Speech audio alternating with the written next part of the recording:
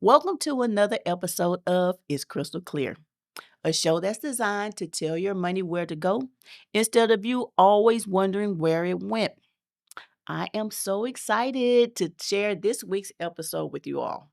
It is called Higher Heights. So I recently was invited to speak at several different events. And each one of the events that I went to had hosts read my bio to the audience. They told how I built neighborhoods for first time homeowners. They told how I led teams of people to take care of thousands of people who have been impacted by hurricanes, who were impacted by floods, who were affected by fires and ice storms across the country. They told of me leading efforts to build schools and to build a water supply in Africa, how I provided shoes, clothes, and food to children in Belize, and a list of other amazing things. And every time I hear someone read my bio, I think that's a pretty impressive bio. It is. But the wild thing is, most of the stuff that's on my bio, the cool stuff, it only happened within the last few years. It happened after an experience I had during an adventure ziplining. So, if you don't know, I am a very adventurous person. My bucket list is insane. I've jumped out of airplanes and nothing was wrong with them. I've driven a speedboat.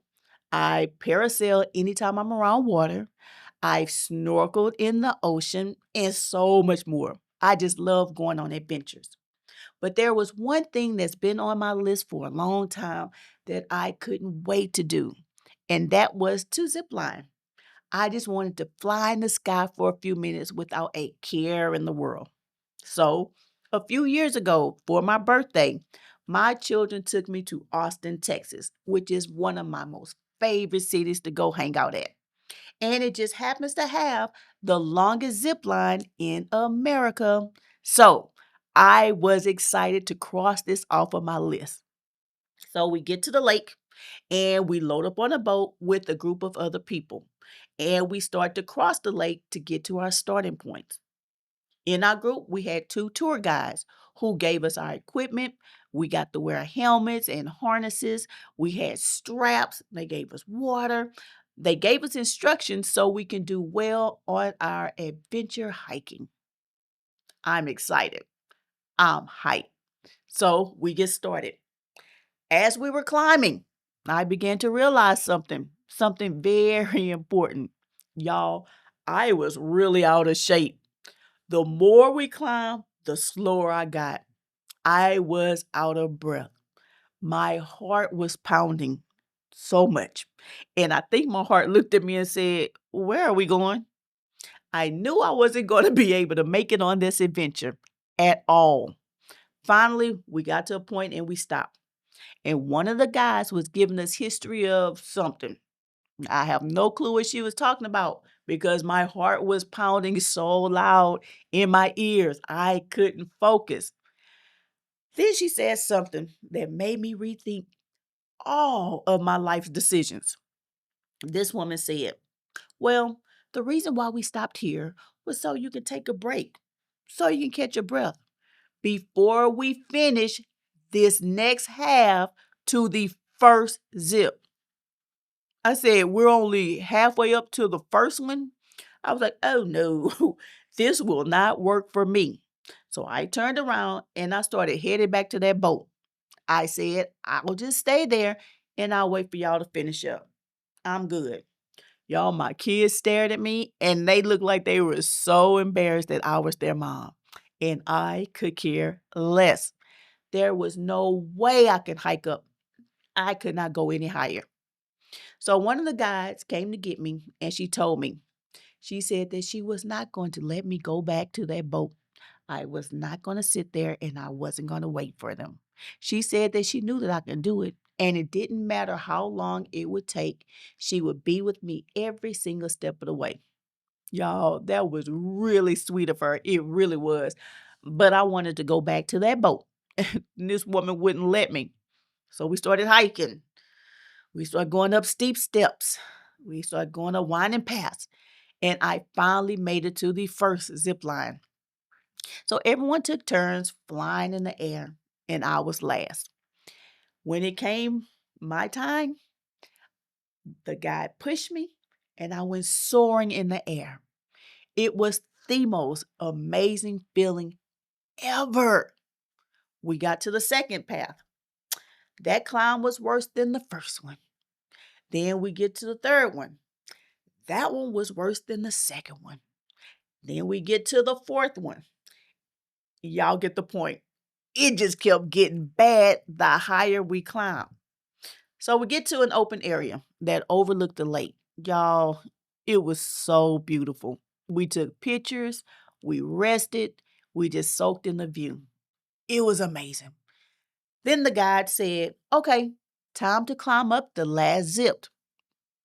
So I looked at the path for the last zip, and it was filled with steep steps that went straight up.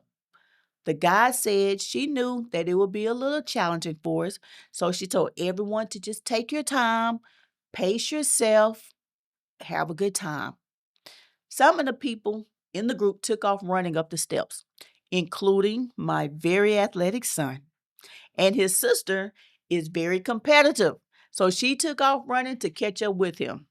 And I just stood there watching my team walk up what looked like the stairway to heaven. Y'all, it was so steep, so many stairs. The guide who became my personal guide walked up to me and she asked if I was okay. So I asked her a very serious question. I said, if something happened to people while they're up here, how do they get rescued? Like, what do y'all do to come and get people if they're kind of in trouble? She said that there was an open area where they could get a helicopter up to help. So I looked at her and I was so serious. I said, well, you can go ahead and call that helicopter because I am ready to go. She fell out laughing. I did not. There was no way I can climb up the rest of those steps. It just wasn't going to happen. And I told her to go ahead without me and I would just go back down the path because surely it's easier to go down than to try to climb up there. She said there was no way she was leaving me and we would just take our time, that we would just go up together. Y'all, I stood there. I did not budge. There was no way that I could do it. So the guide learned along the way that I love being outside. I love looking at beautiful scenery. So she says when she wanted to be by herself, along with her thoughts, she would just go to a special spot that was just a few feet away from us. So she wanted me to see it and she wanted to take pictures of me by it. So we climbed a few feet up. My heart started pounding, but I forgot about all of that when I saw the view. Oh my God, it was spectacular. She let me pose. She let me take some pictures. I'm always photo ready. She said when she's depressed, there was another spot that was even better than that one. She said, but it was only a few more feet in front of us, and we just had to climb just a few minutes. So we climbed. My heart was pounding. I was out of breath. But when we got to that view, oh my God, it was amazing. Then she said when she had a lot on her mind, there was another spot that she went to that was a few feet away, and we just need to go up a few more steps. Okay, it took me a minute to catch on, but I realized that girl had been playing me the whole time. She was getting me to climb that stairway to heaven. So I had to get my head together, and I forced myself to just go the rest of the way up with my guide. When we got to the top, I was so proud of myself. I had finally made it. The rest of the group looked at me. I'm pretty sure I saw some of them roll their eyes at me. They had enough time to take off their gear. They were drinking water. I saw some playing rock, paper, scissors. They were laying on the ground resting. My kids had the nerve to turn their back towards me. They were actually acting like they weren't with me. But we were the only blacks in the group. So there was no way that you could deny that I'm your mama. I didn't care that they tried. So this last zip line, it was a double zip line. And it was where you can pair up and you can race back to the starting point near the boat. So everyone got excited, put their stuff back on. They started pairing up. My kids paired up with each other. Nobody paired up with me. I didn't care. I would go by myself. And my feelings weren't hurt. But my sweet guide came over to me and she said, "Oh, good. I am so glad you didn't have anybody to partner with because I wanted to race you." Now, I know she only said that so I wouldn't feel bad, but I appreciated her for doing it. So we got latched on to the zip line and we flew in the air right over the lake. Oh my God, it was the best feeling in the world. By the time I landed, everyone else had their gear. They were taking it off and they were headed back towards the boat. So when we got back in the boat, everyone was talking to each other. They were showing each other's pictures that they captured. They were laughing and just having a good time. And nobody was talking to me. And I didn't care. I wanted to look out the boat in the water in peace. And as I did, I noticed something way in the air. There were people flying across the water. They looked just so far away. So I asked my guide, I was like, okay, where are they coming from? Like, where are they? And why we didn't go up way up there? Like I could really climb up one more step. It was funny to us both. So she said, "Felicia, that's literally where we just came from. That's where we were racing from." And I was like, there is no way, not possible. So I asked her, how high was it? And she said, "Felicia, you hiked up 2,800 feet, the equivalent of a 20-story building." I started smiling from ear to ear. I could care less that those people behind me weren't talking to me. I stared at the people flying from where I just came from. I was so proud. I climbed up 2,800 feet. Now, it didn't matter that it took me way too long to do so. I still did it. I was proud, and you couldn't tell me nothing. A few moments later, just as clear as you can hear me talking to you right now, I heard, "Don't be proud of that." So I looked around and I wanted to hear who in the world was talking to me. Everyone in the boat was still in their own world. They were still having their own conversations. So, okay, who was talking to me? So I looked back at the people flying in the sky and I heard, "You are taking way too long to get to the top. All these people are waiting on you. I have places for them to be, and they can't go there because you keep holding them back." It was at that moment that I realized the conversation that I was hearing in my head had nothing to do with ziplining, and it didn't have anything to do with the people who were with me in the boat. This had everything to do with the people in a different boat who were attached to me in a different way.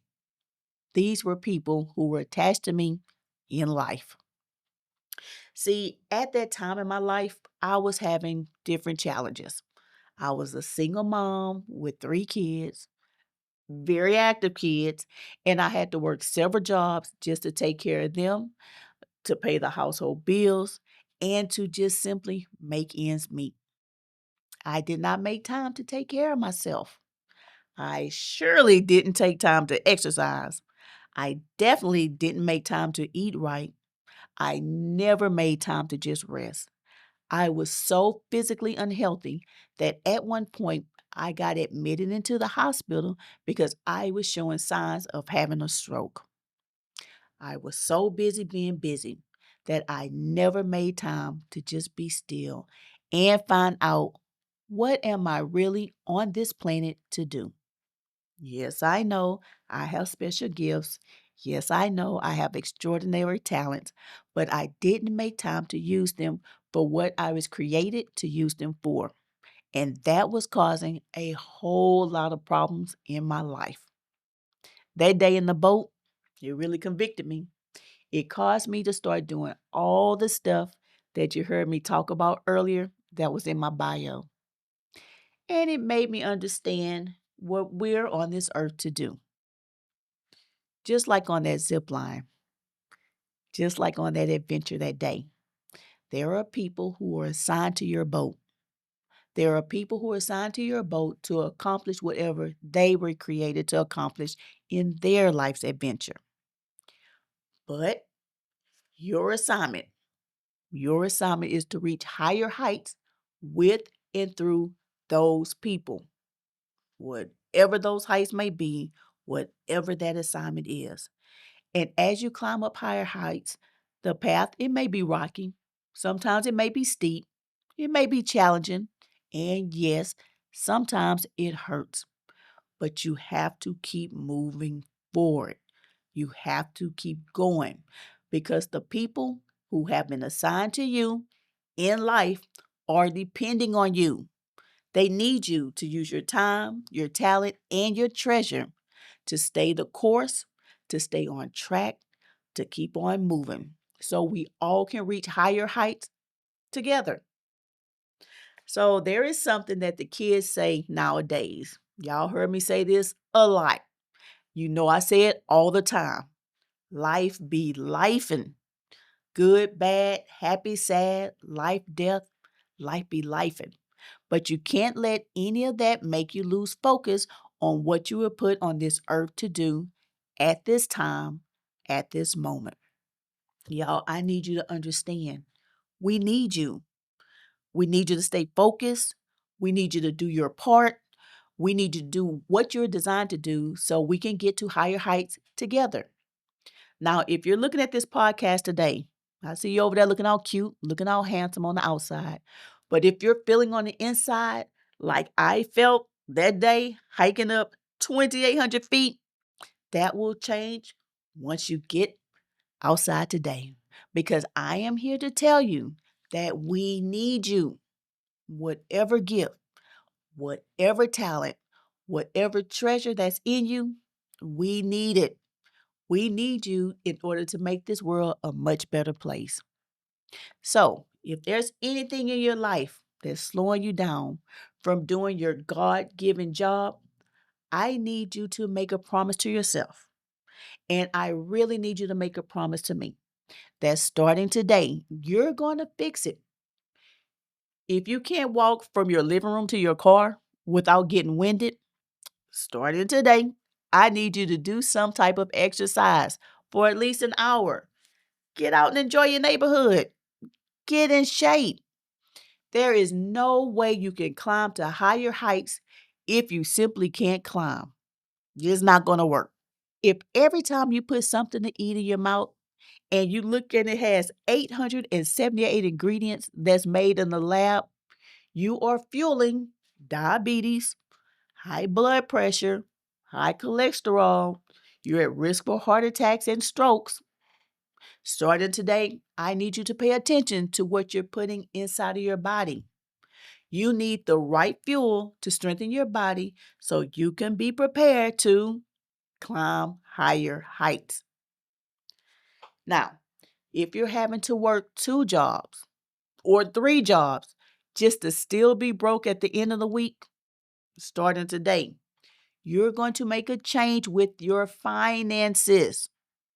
Now, I know you've heard many times that the Bible says the poor you will always have among you, but it does not say that you had to be one of them. I want you to stop overspending.